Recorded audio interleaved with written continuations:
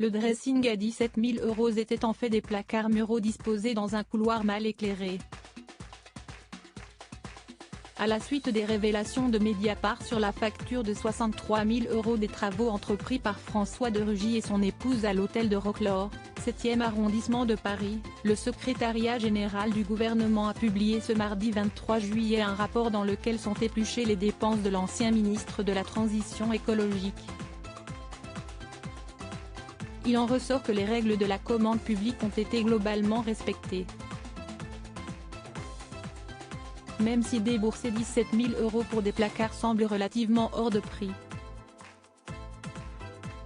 Explication: le coût de ces armoires est lié à la qualité des matériaux utilisés et à celle de l'agencement, réalisé sur mesure.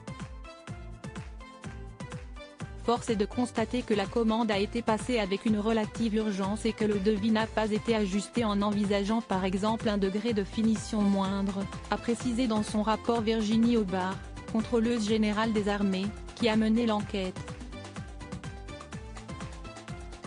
L'autre info du jour, ce tatouage sur les côtes d'Ashley Benson, qui semble être une jolie déclaration d'amour à Cara Delevingne. L'actrice a dévoilé sur Instagram un cliché dans lequel elle dévoile les initiales CD marquées à l'encre indélébile sur ses côtes.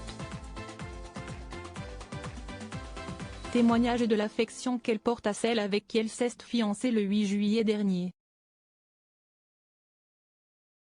Et sinon, dans le reste de l'actualité, Elisabeth II peut compter sur Meghan Markle pour honorer ses dernières volontés de monarque. La duchesse de Sussex jouit d'une grande popularité et notamment auprès des jeunes. La reine respire, la monarchie a encore de beaux jours devant elle. Boris Johnson, le conservateur qui deviendra Premier ministre de la Grande-Bretagne dès mercredi 24 juillet, a connu une vie sentimentale bien tumultueuse. Enfin, le prince Harry a tant voulu avoir un petit frère ou une petite sœur. Sa maman Lady Diana n'a jamais eu d'autre enfant après son divorce avec le prince Charles. Découvrez pourquoi.